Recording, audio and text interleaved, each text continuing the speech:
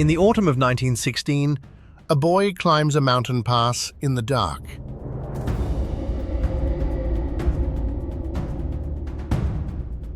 His name is Bayali Issyk-Kul.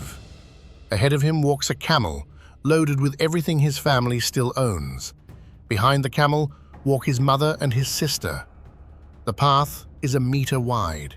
Snow covers most of it. Where the snow has been walked off, there is ice. On one side of the path there is rock. On the other side, there is nothing at all.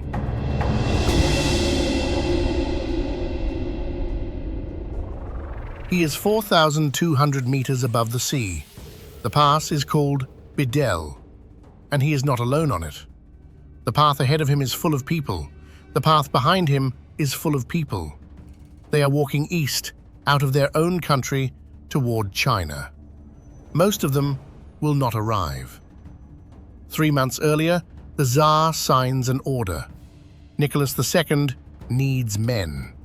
The war in Europe is eating them faster than Russia can raise them. So, on the 25th of July, he decrees that 400,000 Central Asians will be conscripted into labor battalions at the front.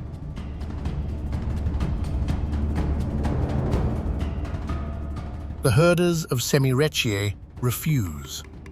The timing is not incidental. The order arrives in high summer, the exact weeks when a herding family must begin bringing its animals down from the mountains. Take the men, and the animals do not come down. Take the men, and the family does not survive the winter. They say so plainly. They would rather die at home than on foreign soil. By early August, the refusal has become a revolt. Kyrgyz and Kazakh riders attack the settler villages that have taken their winter pasture over the previous 30 years. Somewhere between 2,000 and 4,000 Russian settlers are killed. The response is not measured. Cossack detachments and armed settler militias move through the valleys of the Chui and the Issyk-Kul, and they do not distinguish between a rebel and a herder. Villages are burned, herds are seized, whole clans are driven off their land and pushed toward the mountains. And so, the mountains fill with people. They cross at Bedel, they cross at Barskun, at Sirk, at Zuku, at Torugat. Passes of 3,000 and 4,000 meters in the wrong season, with no food and no shelter, and children who cannot walk them. Estimates of the dead begin at 100,000. Some historians put the figure at 150,000. By some accounts, more than 4 in 10 of the Kyrgyz living in the north of the country did not survive the year. The Kyrgyz have a word for it, Urkun. It means the exodus or the taking flight, the word you use for a herd that scatters when something comes out of the dark. Every spring, when the snow retreats from the passes, the bones come back up. Not a few. Enough that people have walked the routes with sacks and gathered them and buried them properly and come down again. A politician who made the walk described a river below the pass whose banks were white with them. 110 years later, those passes are open. Trucks cross the Torugat with Chinese license plates. There is a customs post, a queue, a barrier that lifts. And in the valleys below them, every spring, families load their houses onto trucks and carts and the backs of horses and climb. Not fleeing, going up. And in September, coming back down.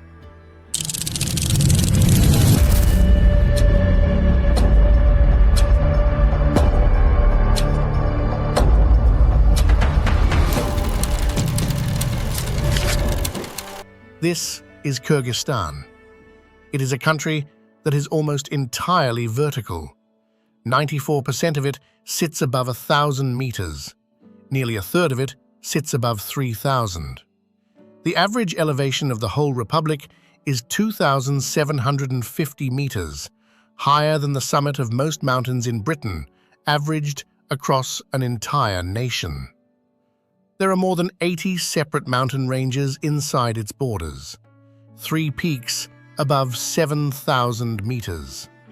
4% of the country is under permanent ice, which leaves very little room for anything else. Only 2 parts of Kyrgyzstan are genuinely flat.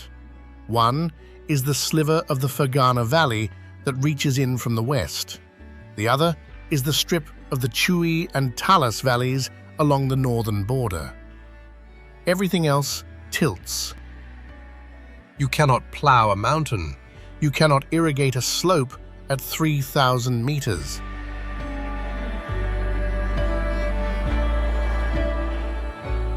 But you can graze it for about 4 months a year while the snow is off and the grass is up. And that is the whole design. The grass a Kyrgyz family needs does not grow where the family can live. It grows high in short seasons in places that are lethal in January. The places where a family can survive January have almost no grass at all.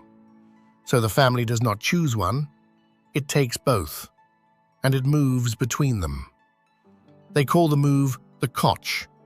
It happens in April or May, and again in September, and it is not a metaphor. The house comes apart. A Kyrgyz yurt, a bozui, a grey house, is a lattice of bent willow, a ring of roof poles, a wooden crown, and layers of pressed sheep felt. Every piece is designed to be carried. Nothing is nailed, nothing is permanent. A family that knows what it is doing can take a yurt down in under an hour and put it back up in about 2. And then they go up, not to a random meadow, to the same one. The same slope their grandparents used, chosen generations ago for 2 things: water within reach and grass that comes back. The high summer pasture has a name of its own: Jailu. There is a full calendar underneath it, and it has 4 seasons, not 2. Kishtu is the winter ground, tucked into a sheltered gorge. Jazdu is spring pasture, a little further out. Jailu is the high summer meadow. Kuzdu is the autumn ground on the way back down. 4 names, 4 altitudes, 1 family.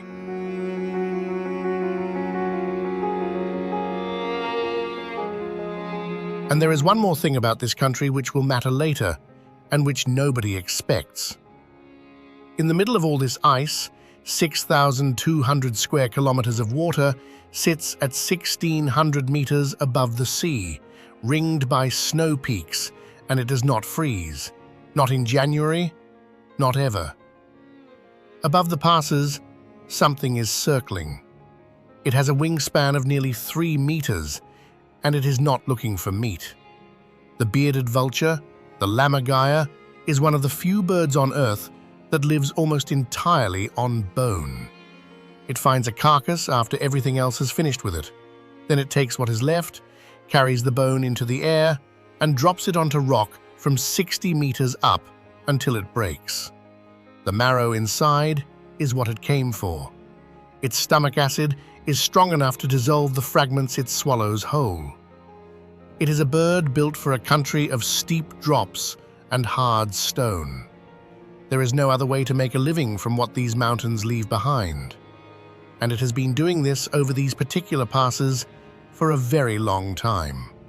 Over caravans, over armies, over the autumn of 1916. It is still up there. Start in the capital, because the capital is the argument against everything you have just heard. Bishkek is a grid. Wide boulevards, right angles, poplar trees planted in lines, apartment blocks in matching rows. It was laid out by Soviet planners in a country whose entire architectural tradition was designed to be folded up and carried away. It has irrigation channels running along the pavements so that a city on the edge of a semi-desert can keep its trees alive. It has an opera house. It has a bazaar that fills 8 hectares. Roughly 1 million people live here. That is about 1 in 7 Kyrgyz, and most of them do not move house twice a year and never have. This is the first thing to understand about the moving. It is not what everyone does. It is what a particular part of the country does, in a particular kind of terrain, for a particular reason. And the reason is arithmetic, not sentiment. Drive 4 hours southeast out of Bishkek, through the Boom Canyon, where the Chui River has cut a red corridor through the rock, and then keep going, up onto the plateaus. You arrive in Narin. Narin province is the size of Belgium and holds about 250,000 people. It is the highest region of the highest country in Central Asia, and there is almost nothing in it that a farmer could use. Almost nothing. Except grass. Kyrgyzstan holds around 1.5 million cattle and more than 6 million sheep and goats. Almost all of them spend part of the year on land that could not grow a single crop. And the mechanism that makes that possible is altitude.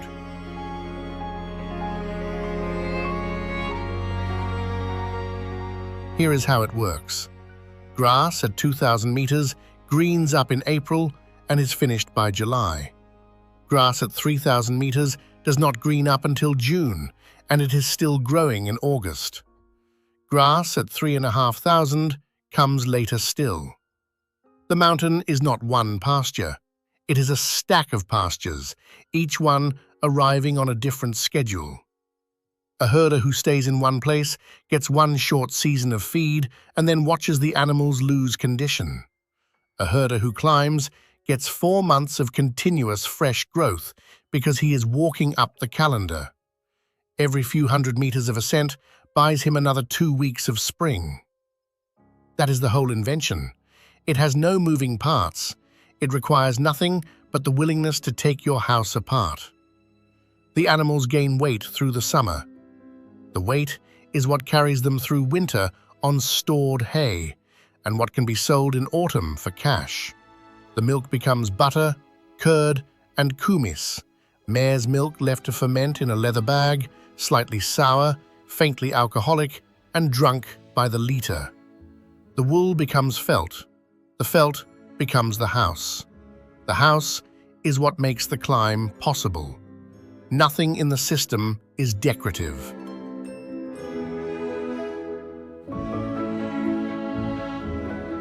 And around the herd in the wet grass, there is something that keeps the same calendar. The Apollo butterflies of the Tian Shan hatch late. They have to. Their caterpillars feed on stonecrop and saxifrage that only appear once the snowmelt has passed through, and the adults emerge into a window that opens in June and closes in August. They are pale, almost translucent, with a scatter of red on the hind wing. They fly low and slowly, close to the ground, because at 3,000 meters the air is thin and the wind is constant, and a butterfly that climbs high is a butterfly that gets blown into a glacier. The eggs they lay will not hatch this year. They will sit through the winter under the snow, frozen solid, and wake in the spring. Their entire adult lives, every flight, every mating, every egg, take place inside exactly the same weeks the families are up here. They arrive when the yurts arrive. They are gone when the yurts come down. Nobody arranged that. The grass arranged it for both of them. But a century ago, someone tried very hard to stop the climbing. It is 1929, and the Soviet state has decided that nomads are a problem. Not a cultural problem, an administrative one. A people who move cannot be counted reliably. They cannot be taxed reliably. They cannot be delivered a school, or a clinic, or a party cell, or a production quota. The Kyrgyz language has a word for the man who runs a herd, chaban, and no word at all for the man who files his output with a planning ministry. So the state begins sedentarization. Herders are to settle. Herds are to be collectivized. What follows is not quick, and it is not gentle. Livestock is requisitioned, to feed the cities. Families who owned large herds are put on trial as class enemies. New villages go up, more than 400 of them across the Republic, with houses and roads and schools attached, and the animals are signed over to state and collective farms. Kyrgyzstan did not suffer what Kazakhstan suffered next door, where the famine of the early 30s killed well over 1 million people and reduced the national herd by 90%. The Kyrgyz death toll from those years is counted in the tens of thousands, not the millions. But the herding economy as a family concern was finished. By the middle of the 1930s, the number of genuinely nomadic households in Central Asia had collapsed. And for the next 60 years, the system that replaced it worked. The Soviet version kept the seasonal movement. The mountains still had to be grazed, but had made it industrial. The kolkhoz owned the animals. The state built the roads and supplied the trucks that carried the flocks to the high pastures. State veterinarians came out to the Jailu. The state bought the wool and the meat at a set price and shipped fodder in from Kazakhstan when the pastures fell short. A Chaban in 1985 was an employee. He moved with the herd in a yurt on a wage. Then, in 1991, the country that employed him ceased to exist. The trucks stopped, the veterinarians stopped, the fodder shipments stopped, because the country they came from was now a foreign state with its own crisis. The purchase contracts evaporated. Within a few years, the animals themselves were privatized, handed out to the households that had been tending them. For most families, this was not a windfall. It was a catastrophe. The herds crashed. The great concrete livestock sheds built by the state were stripped for their roofs and their doors.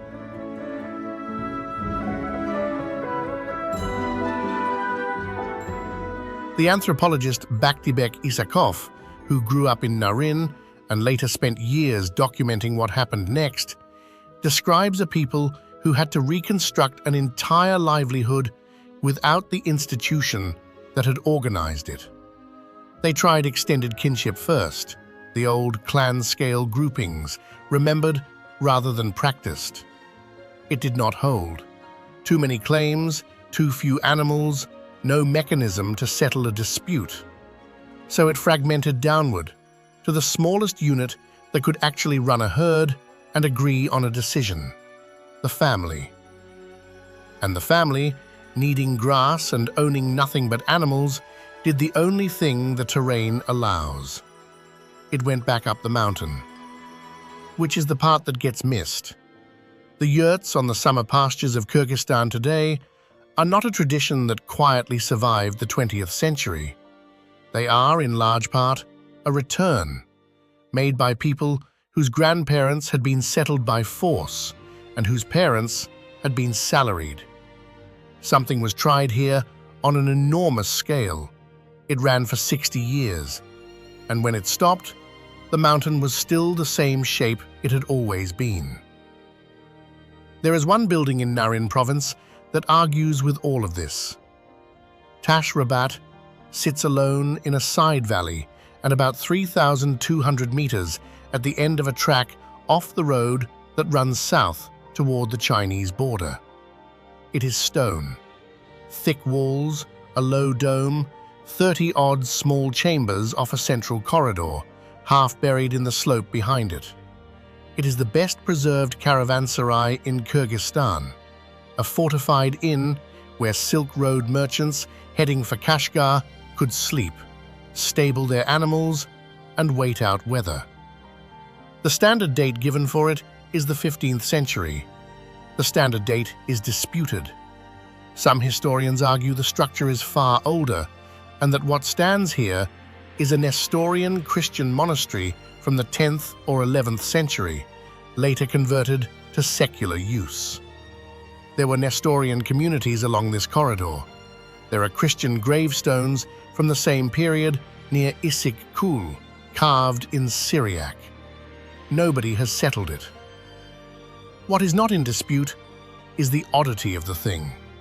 A permanent stone building with a roof that cannot be moved, put up in a valley whose inhabitants had spent 1,000 years perfecting a house that comes apart. It was not built for them. It was built for people passing through, merchants who needed shelter because they did not know how to carry it. The Kyrgyz did not need an inn. They were already living in one.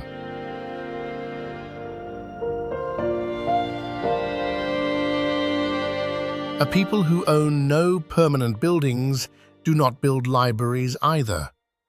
So the Kyrgyz put their history somewhere it could travel. The Epic of Manas runs to more than 500,000 lines. It is, by most counts, the longest poem in the world, around 20 times the length of the Odyssey. It follows the warrior Manas, then his son Semeti, then his grandson Saitek, and along the way, it carries a full inventory of how the Kyrgyz once lived, how a yurt is raised, how an eagle is flown, how a dispute over pasture is settled, how a memorial feast is run. It was not written down until the 19th century. For something like 1,000 years before that, it existed only in the heads of men and women who could recite it. They are called manashi. A recitation is not a reading and not a performance in the ordinary sense. The reciter works without accompaniment, in a state that observers consistently describe as something close to trance, using rhythm and tone and gesture to carry an audience through a story that can run for 13 hours or for days. By tradition, A manaski does not choose the calling. The calling arrives in a dream, in which the heroes of the epic appear and tell the sleeper what he is now required to do. It is a strange piece of engineering when you look at it directly.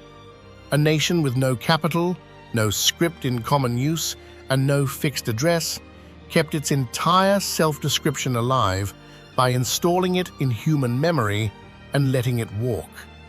Remember that. It matters more than it looks.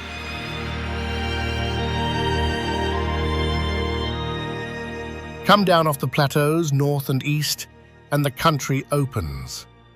Lake Issyk-Kul is 6,200 square kilometers of water, lying at 1,600 meters in a basin ringed by peaks that hold snow all year.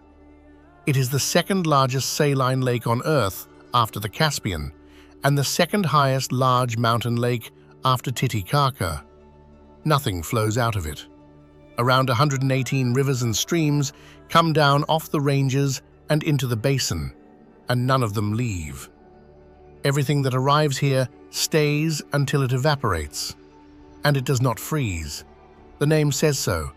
Issyk-Kul means the hot lake, and in a country where January averages between -4 and -14, a body of water this size sitting in an ice-capped basin ought to be locked solid for months. It never has been. Two things keep it open. The water is mildly saline because with no outflow, the salts that wash in have nowhere to go and have been accumulating for a very long time. Salt lowers the freezing point, and the lake is deep, deep enough to hold an enormous reservoir of summer heat and release it slowly through the winter, warming its own air.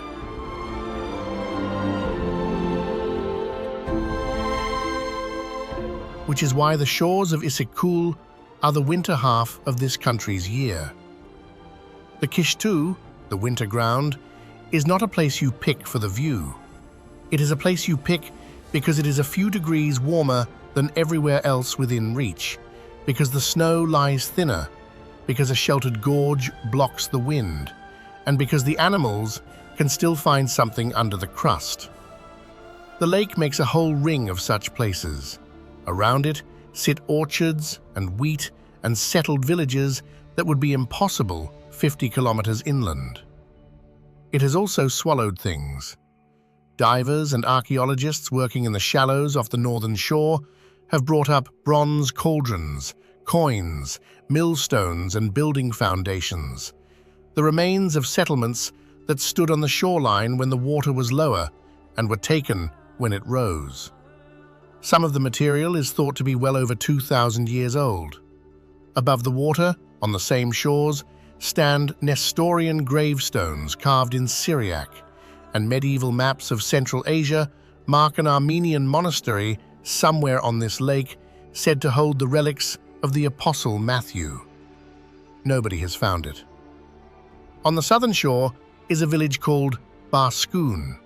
It is a quiet place, orchards, a river coming down out of a gorge, a road that climbs behind it toward a pass at 3,700 meters. That pass was one of the roads out in 1916.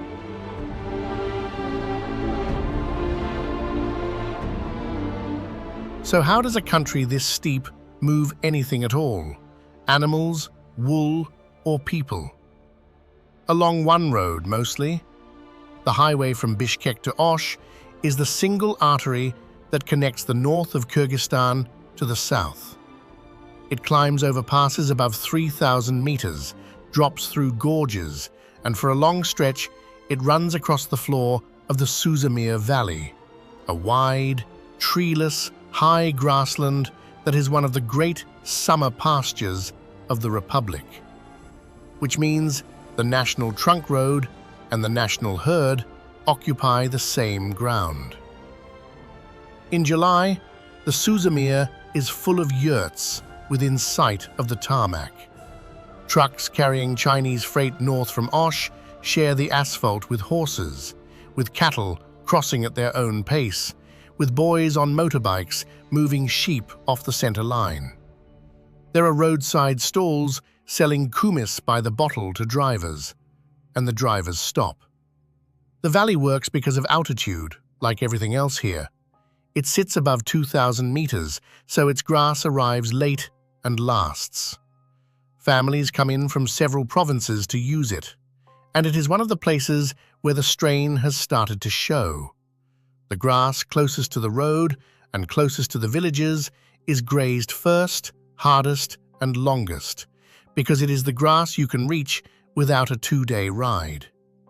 Ask a herder in Suzamir whether the pasture is what it was 30 years ago, and you will get a pause before the answer. There is one animal here that a family will spend a decade of its life on.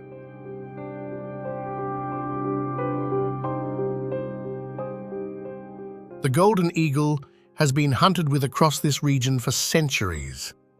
A bakuchi, an eagle hunter, traditionally takes a bird as a juvenile, and what follows is not training in the ordinary sense, so much as a negotiation conducted over years.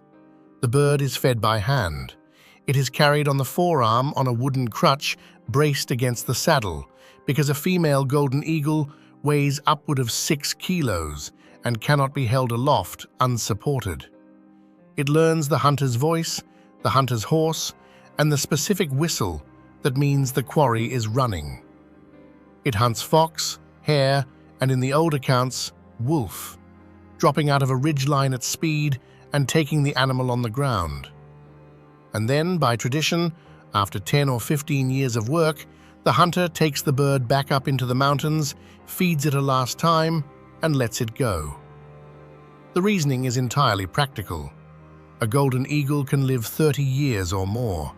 Released while still strong, it returns to the wild population and breeds. A bird kept until it died would take its genes with it. The same logic runs through everything here. You take what the mountain will lend you. You give it back before you have taken too much.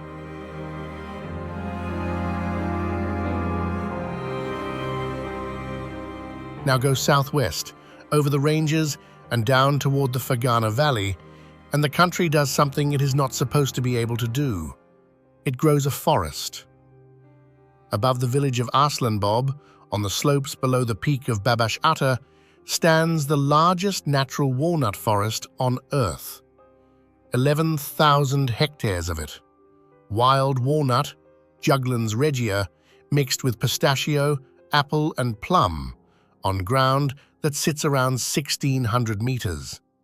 It produces between 1,000 and 1,500 tons of walnuts a year, and thousands of tons of fruit alongside them. The obvious question is where it came from. The story told to every visitor is that Alexander the Great came through, took walnuts home, and seeded every walnut tree in Europe from this one forest, which is why the Russian word for a walnut still translates as the Greek nut. Carbon dating does not support it. The stands here appear to be around 1,000 years old, with the oldest perhaps 2,000, and they appear to have been planted, which lines up rather neatly with the other story, the local one, that the forest was laid out under a man called Arstanbap, who founded the village that carries his name and died around the year 1120. A forest deliberately planted 900 years ago on a mountainside by people who understood exactly how long they were waiting for. And every autumn, it triggers a second migration that nobody outside the region talks about. Around 10,000 people move up into the walnut forests of the Fergana Ranges for several weeks. Whole families camp under the trees. Plots are allocated. Nights are spent in the forest because the harvest cannot be left unattended and because the walk is too long to repeat daily. They gather, they sort, they carry it down, and they go home. Different mountain, different crop, different ethnic community. Arslanbob is largely Uzbek, not Kyrgyz.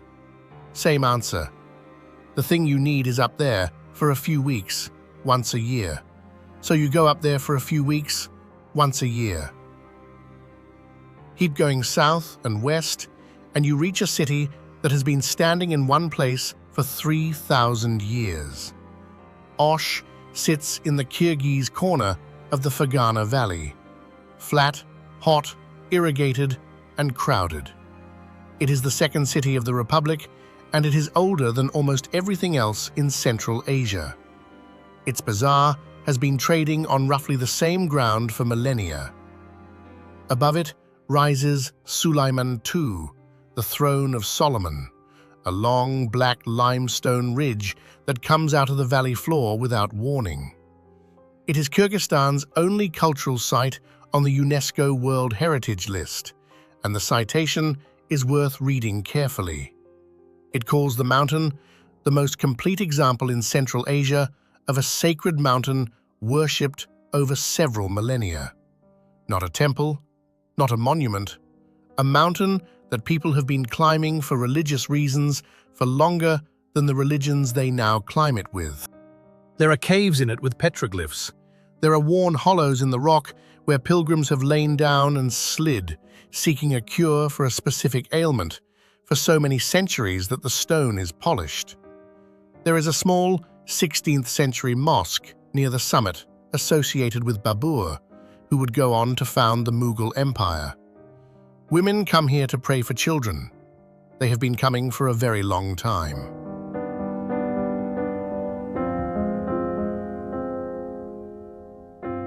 And this is the point at which the tidy version of Kyrgyzstan starts to fall apart. The version where a nation of nomads simply keeps doing what nomads do. Half of this country never moved.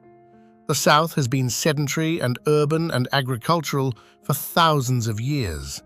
Osh, Uzgen, Jalalabad, these are Silk Road towns with brick minarets and mausoleums and orchards, and their populations are substantially Uzbek. 60 kilometers from Osh at Uzgen stand three 11th century Karakhanid mausoleums and a minaret built by a dynasty of settled Muslim rulers who had no interest whatsoever in taking their houses apart. Kyrgyzstan is not one country doing one thing.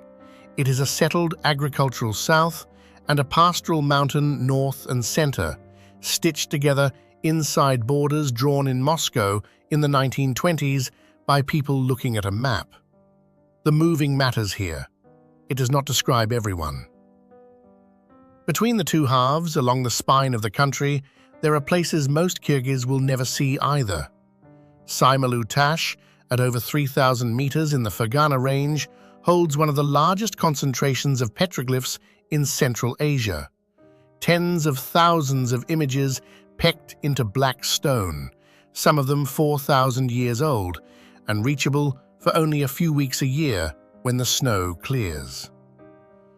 Sari-Chelek, a biosphere reserve in the west, holds a chain of lakes inside walnut and fir forest.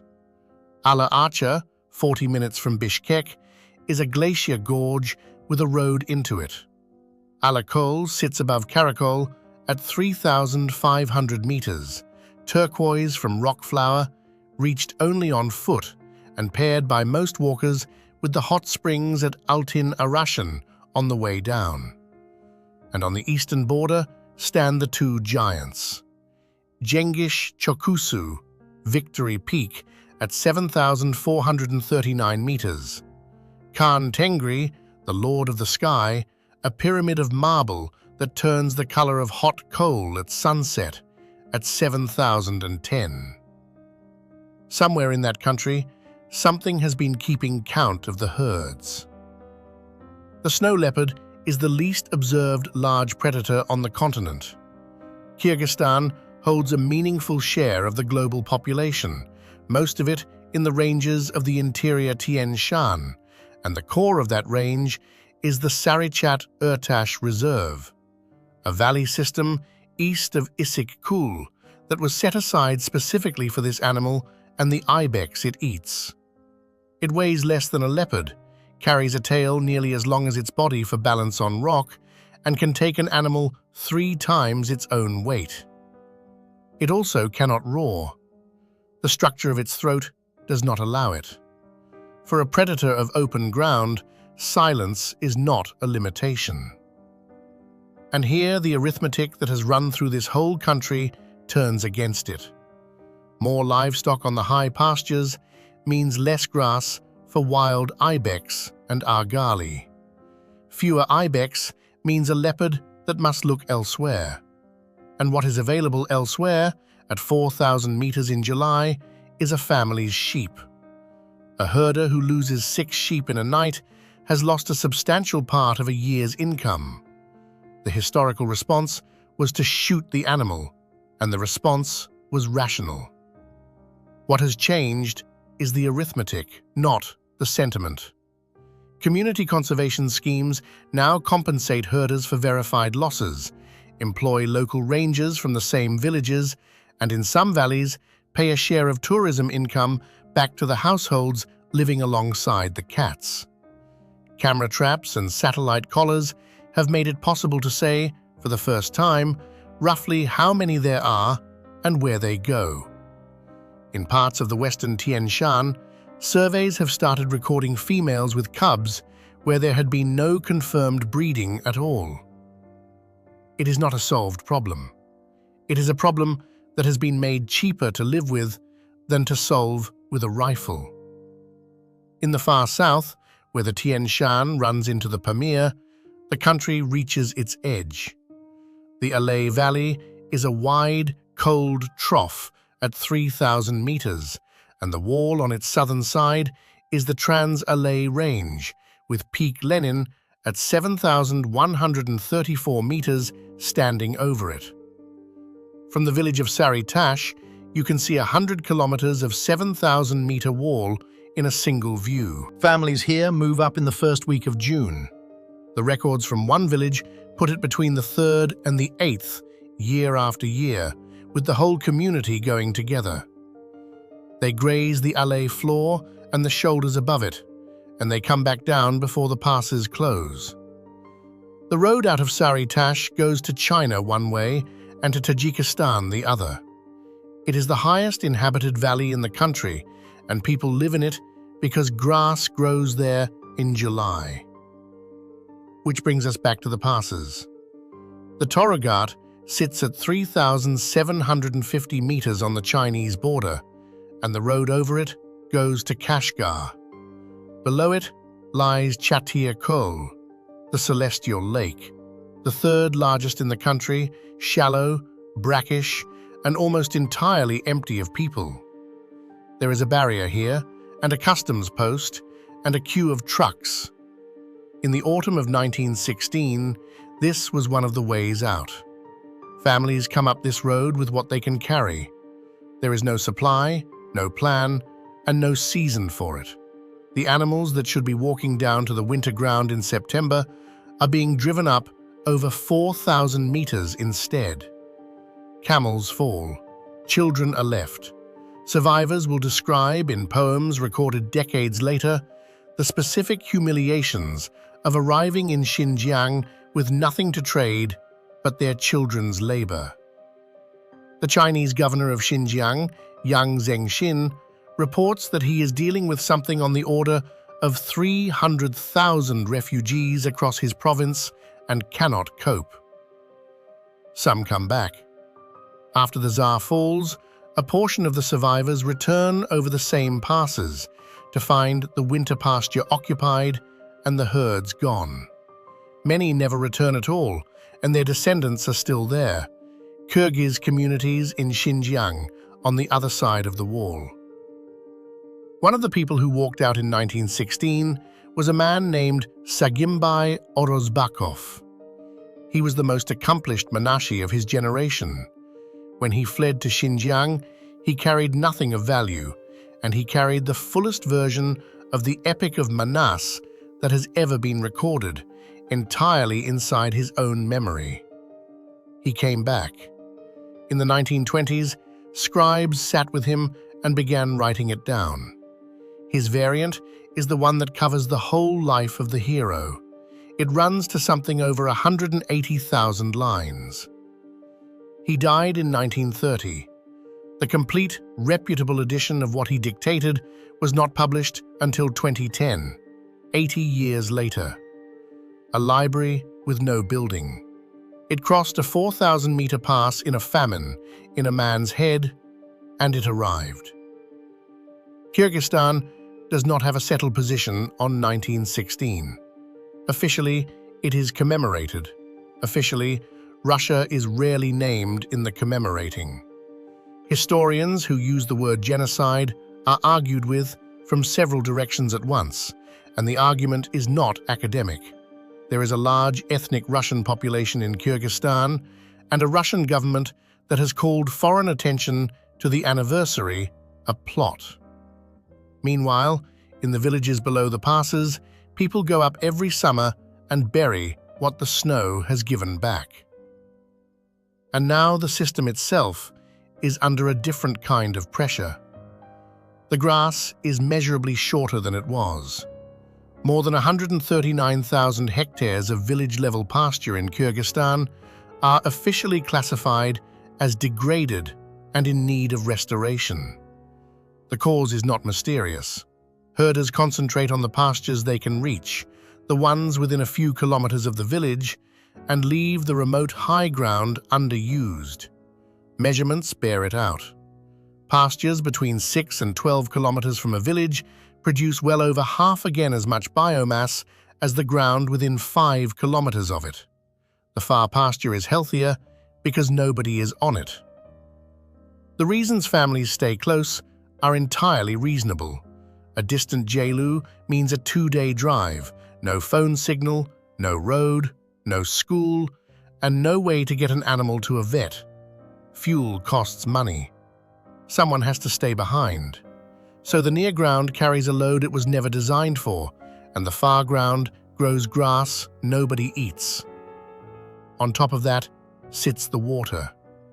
Kyrgyzstan is among the most climate-vulnerable countries in this part of the world, and its pastures are fed by glaciers that are retreating. Herders in Narin report grass so thin in bad years that animals come down off the mountain in midsummer looking for food in the villages, and families buying in fodder they would once have grown under their animals' feet. There are disputes now. In Narin, herders from neighboring districts have come to blows over who has the right to graze which valley, after access agreements were extended in the capital without consulting the villages involved. The government has responded with a rule. Between the 15th of April and the 15th of September, livestock must be moved to the distant pastures. Tens of thousands of kilograms of sainfoin and grass seed have been bought for reseeding, which is to say, the state is now legislating the cock, ordering people up the mountain on a date because the mountain needs them to go. To see the thing whole, you have to watch a family do it. In a hamlet called Akia in central Kyrgyzstan, there is a mud-walled house belonging to a man named Zamir Arsanaliyev. It has a yard, a stove, a roof that stays where it is put. The family lives in it from autumn until the beginning of June. Then, every June, they leave it. The load goes out first. 5 yurts in pieces, the willow lattice walls rolled and strapped, the roof poles bundled, the wooden crowns stacked, the felt covers folded into slabs that take 2 people to lift. Then the bedding, the chests, the low tables, the cooking pots, the churns, the separator for the milk, the solar panel, the sacks of flour and rice and tea that have to last until September. Some of the yurts are traditional, with hand-cut wooden frames. Some are newer and cheaper, with metal frames made in China. Both go up the mountain. The family splits. The older members and the small children go by road, in an aging Soviet Neva, on a track that in places is only a suggestion. 2 hours, if nothing breaks. The animals go on hoof. Zamir's sons, Merlin, 29, and Murbek, 20, take the herd up on horseback. That journey does not take 2 hours. It takes about 24. They do not go straight to the summer pasture. Nobody does. The first stop is an intermediate ground. For the Arsanaliyevs, a wooded valley north of the village, where they stay about 6 weeks. The high meadow is not ready yet. At 3,000 meters in June, the grass is still coming, and to arrive early is to eat the season before it exists. So they wait, at a middle altitude, and let the mountain catch up. Then they climb the last of it, over the Kalmyk Ashu Pass, and the ground opens out, and there is the lake. Song-Kul lies at 3,016 meters in a shallow bowl of alpine meadow in northern Narin. It is about 29 kilometers long. There is no town on it. There is no permanent building anywhere around it. There is no paved road in, and there is no road at all for half the year. In summer, it is one of the great pastures of Central Asia. 40 or more families bring their herds up here, horses, cattle, sheep, yaks, and the yurts appear in clusters along the shore, in the same places they have appeared for generations. Raising a yurt is a job for several hands, and it draws them. Friends from neighboring camps ride over to help and are fed for it. The lattice goes up in a ring. The door frame is set, traditionally facing away from the wind and toward the sunrise. The roof poles are lifted one by one into the crown, which someone holds overhead on a pole until enough of them are seated to hold it themselves. Then the felt goes on and the ropes go round, and a house that was in pieces on a truck at dawn is a house by the afternoon. Inside, it is warm within minutes. Pressed sheep felt is a better insulator than most things a modern building supplies, and the crown at the top vents the stove. The day at Song-Kul starts before the sun clears the ridge and ends when the light goes. The mares are milked several times a day. That is the raw material for kumis, poured into a leather bag and beaten with a wooden plunger by whoever walks past it. Hundreds of strokes at a time, for days. The cows are milked. The milk is separated and becomes butter and cream and hard sour curd rolled into white balls and dried on the roof of the yurt for winter. The young men ride out to the herds. Firewood, which does not grow at this altitude, has to be fetched from lower ground and carried up. Water is collected. Dung is dried for fuel, and people come. A neighbor arrives, a sheep is killed. The meat is boiled and laid over hand-cut noodles and eaten with the fingers, which is what beshbarmak means, 5 fingers. The guest is given the honored piece. Nobody asks whether there is enough. There are solar panels on some of the yurts now, and phones charging off them, and a signal if you walk up the right slope. There are motorbikes as well as horses. Some camps take paying visitors, and the money from that is now a real part of the family income. None of that is a contradiction. The yurt was always the most portable technology available. A solar panel is simply the current version of the same idea. And then, in September, they take it all down again. The animals come off the mountain heavier than they went up. That weight is the year's work. It is what will be sold, and what will be eaten, and what will carry the herd through to April on stored hay. Behind them, the meadow empties, the lake freezes over, the pass closes. Between November and May, there is nobody at Song-Kul at all. No yurts, no herds, no light. The place that fed 40 families becomes uninhabitable and stays that way for half the year. And in the spring, they come back. That is the whole of it. That is the difference between the Kok and the Urkun, and it is the only difference that matters. In 1916, they went up into those mountains and they did not come down, because there was nothing left to come down to. Every year since, they have gone up into these mountains and come down again, on schedule, to a house with a stove in it, and gone up again the following June. The moving is not the tragedy, the moving is the thing that works. The tragedy was the year it only went one way. Under the meadow, something else is measuring the same season. Mensbeer's marmot has the smallest range of any marmot in the world. It lives in the alpine meadows of the western Tian Shan and nowhere else on Earth, a few valleys in Kyrgyzstan and along its borders, and that is the entire extent of the species. It is a strict grass eater, which puts it in direct competition with everything else on this mountain. It lives in colonies, posts sentries and whistles, a single hard note that empties a hillside in seconds. And it spends about 8 months of every year underground.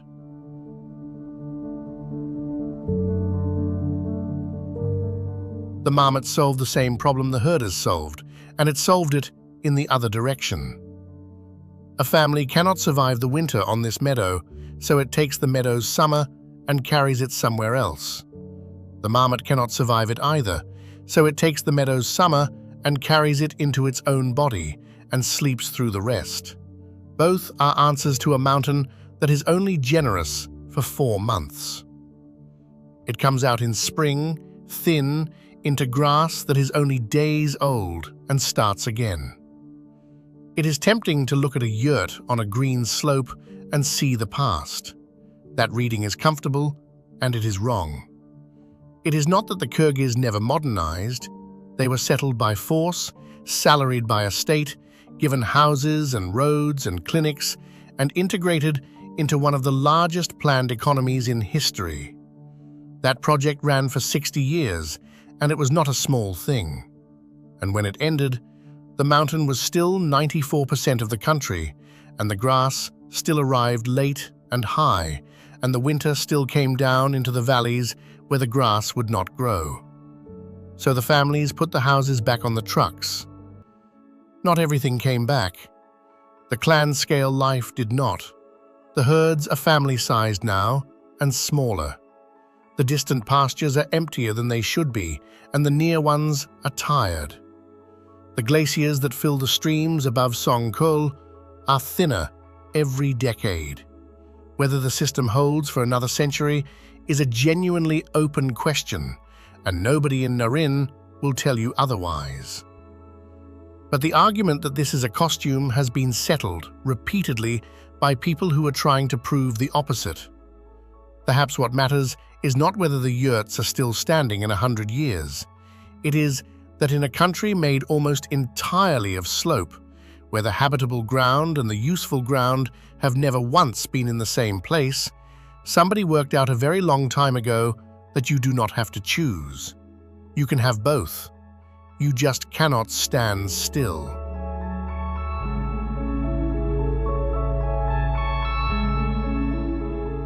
Every April, the ropes come off and the felt comes down, and the crown of the house is lifted out of the sky and put on a truck. And somewhere above them, on a thermal off a 4,000-meter pass, a bird that lives on bone turns once and holds. Thanks for watching, and see you on the next journey.